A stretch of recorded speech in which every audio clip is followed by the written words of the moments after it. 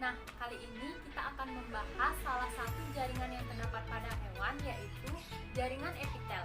Jaringan epitel adalah jaringan yang menutupi permukaan luar tubuh, memberi lapisan, serta membentuk organ dalam dan kelenjar tubuh.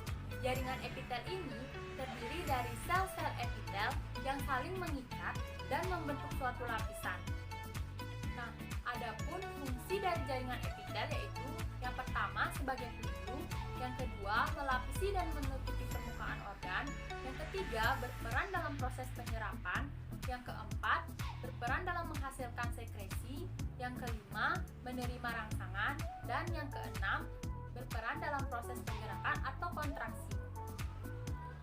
Selanjutnya, mari kita lihat apa saja ciri-ciri dari jaringan epitel. Ciri-ciri dari jaringan epitel yang pertama yaitu jaringan epitel dapat terdiri atas satu lapis sel ataupun juga beberapa lapis sel. Yang kedua, jaringan epitel merupakan lapisan yang tersusun rapat dan kontinu. Yang ketiga, jaringan epitel tidak mengandung pembuluh darah. Oleh sebab itu, untuk mendapatkan nutrisi dan zat-zat yang diperlukan, jaringan epitel akan mendapatkannya dari jaringan di sekitarnya melalui proses difusi. Yang keempat, jaringan epitel memiliki kemampuan regenerasi atau memperbaiki jaringan yang rusak. Yang kelima, jaringan epitel pada bagian permukaannya akan mengalami spesialisasi tertentu sesuai dengan fungsinya. Yang keenam, jaringan epitel akan melekat pada suatu membran yang disebut membran basalis yang akan menghubungkan jaringan epitel dengan jaringan di bawahnya. Nah, selanjutnya mari kita lihat klasifikasi atau pengelompokan jaringan epitel. Jaringan epitel dapat dibedakan menjadi dua berdasarkan fungsinya, yaitu jaringan epitel penutup dan jaringan epitel kelenjar. Nah, pembahasan lebih lanjut mengenai kedua tipe epitel akan dibahas pada materi berikut ini.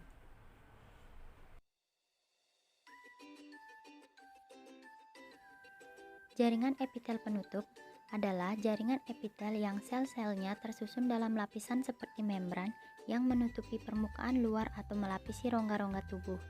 Jaringan epitel ini dapat diklasifikasikan berdasarkan susunan sel penyusunnya menjadi 3 macam. Yang pertama yaitu epitel selapis. Epitel selapis adalah jaringan epitel yang hanya terdiri atas satu lapis sel.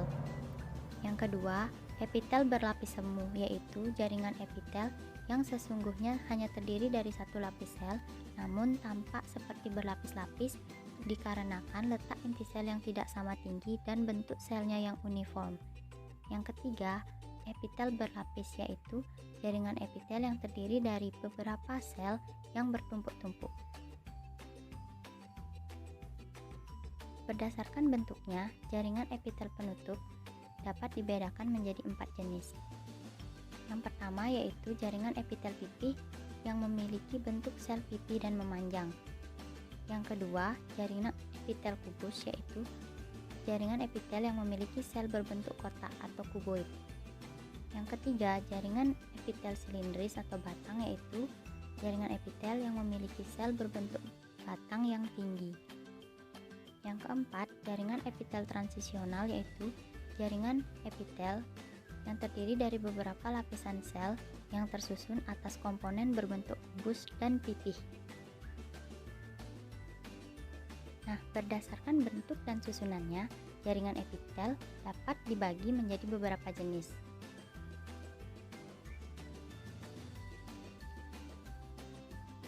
Yang pertama adalah jaringan epitel pipih selapis. Epitel pipih selapis berfungsi untuk melewatkan zat-zat melalui difusi, penyaringan, dan mengeluarkan zat pelumas untuk memperlancar kerja organ. Epitel ini terletak pada kantung udara paru-paru dan jantung, pada pembuluh darah, dan juga pada pembuluh limfa.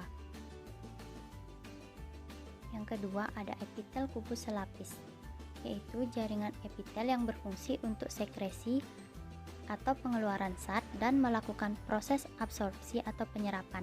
Jaringan ini terdiri atas sel yang berbentuk seperti kubus dan terletak pada ovarium, tubulus ginjal, dan kelenjar dalam tubuh. Yang ketiga yaitu jaringan epitel silindris lapis. Fungsinya untuk melakukan penyaringan zat yang masuk pada tubuh dan juga berperan dalam mengeluarkan produk berupa lendir dan enzim. Epitel ini umumnya mempunyai silia kecil seperti rambut untuk menghasilkan produk berupa lendir yang biasanya terletak pada saluran pencernaan, kantong empedu, rahim, dan saluran pernafasan bagian atas. Yang keempat ada epitel bertingkat atau epitel berlapis banyak semu atau dapat juga disebut epitel berlapis semu, yaitu epitel yang tersusun atas lapisan sel tunggal dengan tinggi bervariasi yang memungkinkan terjadinya sekresi dan memperlancar gerakan lendir. Jaringan epitel bersilia ini terletak pada trakea, saluran sperma, dan saluran pernapasan bagian atas.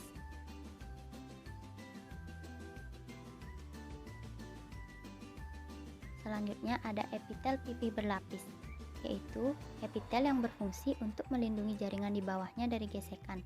Umumnya terdapat dua jenis epitel pipi berlapis. Yang pertama, jenis yang lebih keras mengandung protein keratin terletak pada lapisan atas kulit, dan jenis kedua yaitu non-keratin atau tanpa protein keratin yang biasanya terletak pada saluran kerongkongan atau esofagus, rongga mulut, dan pada vagina. Yang keenam yaitu epitel kubus berlapis. Epitel kubus berlapis memiliki fungsi untuk melindungi jaringan, sel, dan kelenjar di bawahnya. Umumnya jaringan ini terletak pada kelenjar keringat, kelenjar payudara, dan kelenjar air liur. Yang ketujuh ada epitel silindris berlapis, yaitu epitel yang berfungsi untuk melindungi jaringan dan sel di bawahnya serta melancarkan proses sekresi pada tubuh. Jaringan ini hanya terdapat pada pria yang terletak pada bagian uretra dan saluran kelenjar tertentu. Yang kedelapan yaitu epitel transisional berlapis, merupakan epitel yang berfungsi untuk melakukan suatu gerakan merenggang ataupun mengembang pada organ kemih saat menampung urin. Epitel ini terletak pada kantung kemih, uretra, dan ureter. Selanjutnya mengenai jaringan epitel kelenjar. Jaringan epitel kelenjar adalah jaringan epitel yang sel-selnya terspesialisasi untuk dapat menghasilkan suatu sekresi cairan tertentu yang dibutuhkan oleh tubuh. Jaringan epitel kelenjar dapat dibedakan berdasarkan jumlah selnya, bentuk kelenjar atau unit sekresinya, cara menyalurkan sekret, cara membuat sekret, dan jenis sekret yang dibentuk. Berdasarkan jumlah selnya, jaringan epitel kelenjar dapat dibedakan menjadi epitel kelenjar uniseluler dan epitel kelenjar multiseluler. Selanjutnya, berdasarkan bentuk kelenjar atau unit sekresinya, jaringan epitel kelenjar dapat dibedakan menjadi beberapa tipe. Yang pertama, tipe tubular sederhana atau simple tubular, yaitu berupa tabung kecil yang lurus, misalnya pada kelenjar usus. Yang kedua, tubular sederhana bercabang atau simple branch tubular, yaitu jaringan epitel kelenjar yang berupa tabung yang bercabang 2 atau 3, misalnya kelenjar Brunner pada duodenum. Yang ketiga, tubular sederhana bergelung atau simple coiled tubular. Bagian terminalnya berupa tabung kecil yang bergelung atau melingkar, misalnya pada kelenjar keringat. Yang keempat, yaitu tipe asinus sederhana atau simple acinar atau alveolar, merupakan jaringan epitel kelenjar yang berbentuk sebuah kantung kecil agak membulat, misalnya jaringan kelenjar mukus dan racun pada kulit katak. Yang kelima, yaitu tipe asinus bercabang sederhana atau simple branch acinar, yaitu jaringan epitel kelenjar yang beberapa asinus tampak berderet di sepanjang ductus, misalnya pada kelenjar meibom pada kelopak mata. Selanjutnya ada tipe tabung majemuk atau compound tubular. Jaringan ini berbentuk kumpulan tabung yang akan bermuara pada satu lubang. Contohnya yaitu pada kelenjar mukus di mulut. Selanjutnya yaitu tipe asinus majemuk atau compound acinar. yaitu kelenjar yang berupa kumpulan kelenjar asinus yang akan bermuara pada satu lubang, contohnya kelenjar mamai. Dan yang terakhir yaitu tipe tubule asinus majemuk atau compound tubo acinar. Kelenjar ini berawal dari tubular bercabang sederhana dan bercabang lebih jauh hingga berakhir dengan bentuk asinus atau alveoli. Contohnya adalah kelenjar ludah. Nah, selanjutnya, berdasarkan cara menyalurkan sekret, jaringan epitel kelenjar dapat dibedakan menjadi jaringan eksokrin dan endokrin. Kelenjar eksokrin merupakan kelenjar yang mengeluarkan sekretnya melalui suatu saluran, di mana contoh dari kelenjar ini yaitu kelenjar parotis, kelenjar sublingualis, dan kelenjar submaxillaris. Yang kedua, jaringan kelenjar endokrin yaitu jaringan kelenjar yang mengeluarkan sekretnya melalui pembuluh darah, contohnya kelenjar hipofise, kelenjar tiroid, dan kelenjar paratiroid.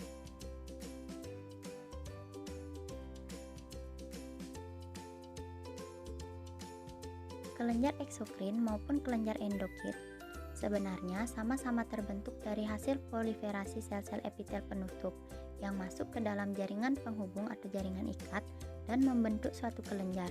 Apabila kelenjar yang terbentuk tetap berhubungan dengan permukaan luar epitel atau dapat dikatakan memiliki saluran menuju permukaan, maka itu adalah kelenjar eksokrin seperti pada gambar sebelah kiri. Sedangkan apabila tidak ada saluran, maka akan disebut kelenjar endokrin seperti gambar di sebelah kanan.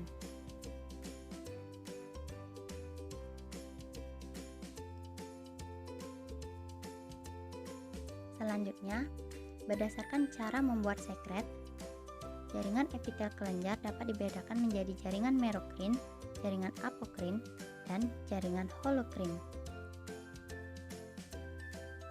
Jaringan merokrin merupakan jaringan yang sel-selnya tidak mengalami perubahan sama sekali, di mana lumen kelenjarnya tetap dan teratur.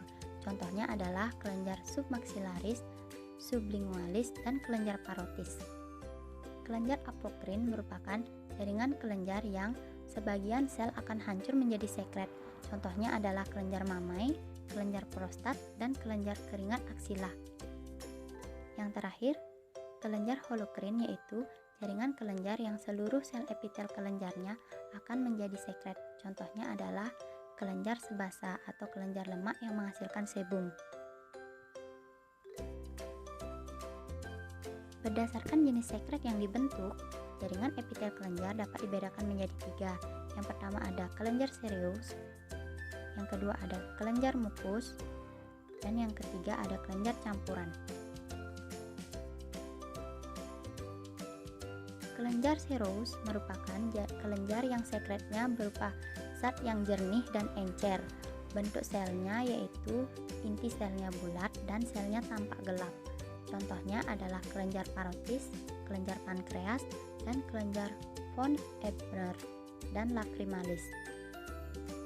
Kelenjar mukus merupakan kelenjar yang sekretnya licin dan kental. Selnya tampak pucat dengan inti yang lonjong. Contohnya adalah kelenjar Weber dan Brunner. Yang ketiga, kelenjar campuran merupakan jaringan kelenjar yang mengandung bagian sero dan mukus secara bersama-sama, di mana jaringan kelenjar ini juga disebut jaringan seromukus karena sekretnya mengandung bagian dari antara jaringan kelenjar sero dan mukus. Bentuk selnya yaitu sebagian serus menempel pada bagian mukus berupa bentukan yang menyerupai bulan sabit. Contohnya adalah kelenjar sublingualis dan submaxillaris.